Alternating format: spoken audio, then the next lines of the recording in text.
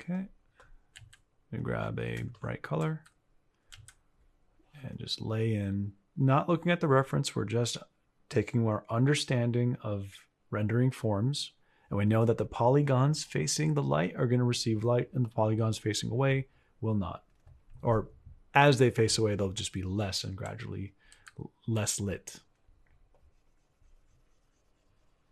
Okay, just going to put a little bit of a highlight there as an emphasis of that little donut thing. Top of the lip over here will receive light. Light over here on the sphere. And then we could just sort of blend it all together. I'm going to do a quick soft pass with the airbrush of light on top of everything. Merge it down, and we could blend it using that mixer brush. And by the way, so as I'm doing this as a sort of painterly trick or suggestion, I like to go along the geometry, along the wireframe, so that the brush strokes are also indicating the roundedness of the forms.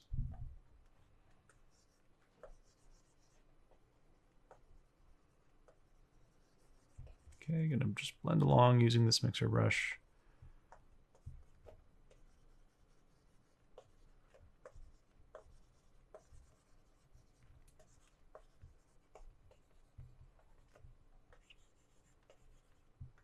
Going along with the forms, making sure the highlights stay where they need to be. It's okay if it gets messy, as long as when we zoom out, it still reads as the lips, and we're good to go.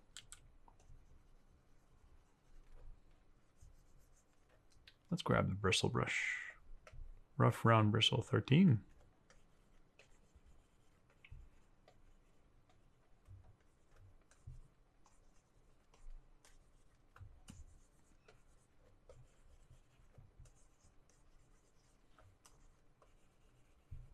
Anyway, just a quick study of a mouth, and clearly it reads as a mouth, and might be slightly out of perspective and all that, but you can certainly correct that later on.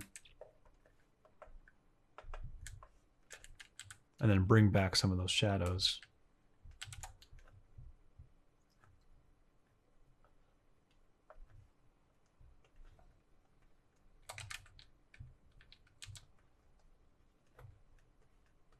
Especially the contact shadow between the two lips.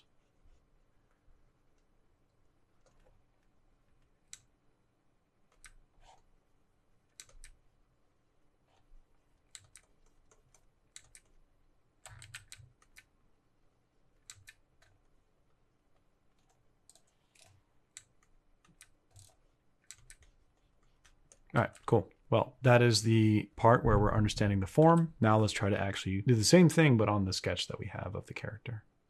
Figure, person, model, guy, man. Maybe we should have done that first so we can layer the nose on top. But luckily the nose we can just turn off. Yes, cool, very nice. Let's bring this over. Let's go black and white. Okay, so based on that, I'm going to be a bit more in the painterly mindset. I'm not going to be doing the wireframe stuff this time. I'm just going to look over and just, as I borrow these highlights and shadows, I'm going to keep in mind the forms, but not necessarily draw them out. Definitely a skill you can develop in terms of figuring out form just by looking at the light. So we have light hitting here, light hitting up there, a little bit there, but it's not too bright. We might have to darken it later. And up here, there's also some brightness. We're going to fade that in just very subtly by holding Alt, clicking the value, just painting. That's how I like to blend sometimes.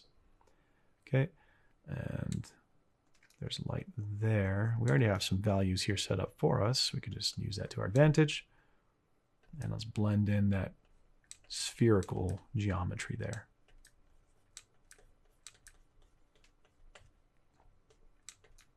Okay, now let's bring those darks back. So for this, I like to find landmarks that I can put in. So visual landmarks being corners of the mouth. And notice that, you might be tempted to put the corner of the mouth equally over here because, visually against the center line, it might make sense, but it's in perspective at a 3/4 view. So if you really look at the reference, this corner of the mouth is behind where the nose ends. So be careful about that. On a checklist, just make sure that's added there, like, hey, where is the corner of the mouth actually?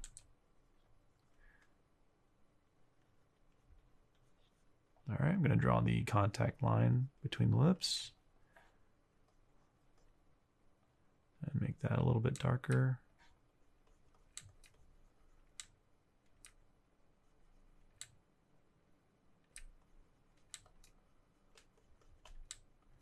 And there's some shadow up here because the form turns away from us. Okay. And over here, let's just put that shadow in. There's some light here, which is way too bright with what I just put. That's fine, we could change that. But first I want the shadows to be believable here. So I'm just going to grab the airbrush and do a bit of a smoother approach, especially for core shadows. For core shadows and cylinders and spheres, the airbrush is really useful for it if you don't feel like blending things every time. Also to lightly put in the proper value of things like the lips there.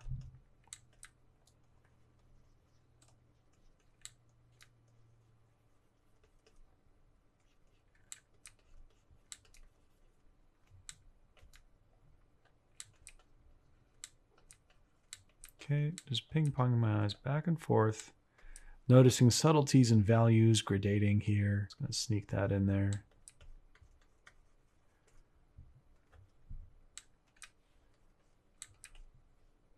Okay, I want to emphasize that shadow right there a little bit more and exaggerate it so it's more obvious. And just so that this chin pops out, what I want to do is make the background behind it a little bit darker. Let's go even darker than that.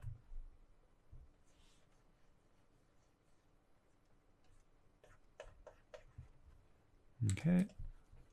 Even on the neck area, it's slightly darker too.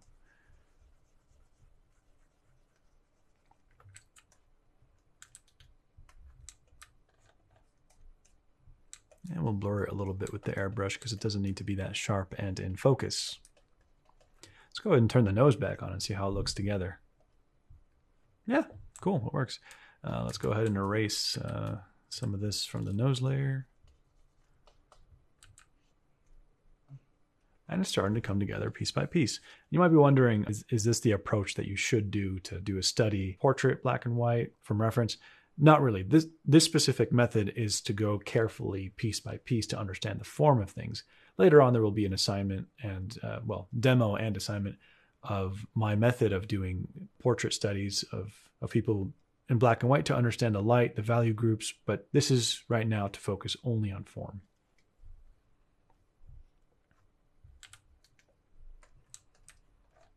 Okay, let's just correct some of the silhouettes here.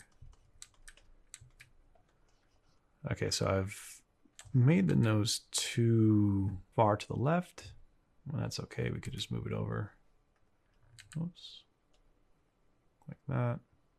Yeah, that feels a bit more right. And it's perfectly okay to do this stuff.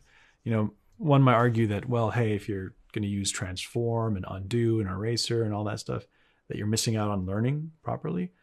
Fair enough, but if you're correcting things this way, just keep in mind, like, oh, I made that mistake. Next time I'll try to avoid doing that so I won't have to. So it's not entirely a bad thing. Also, who cares?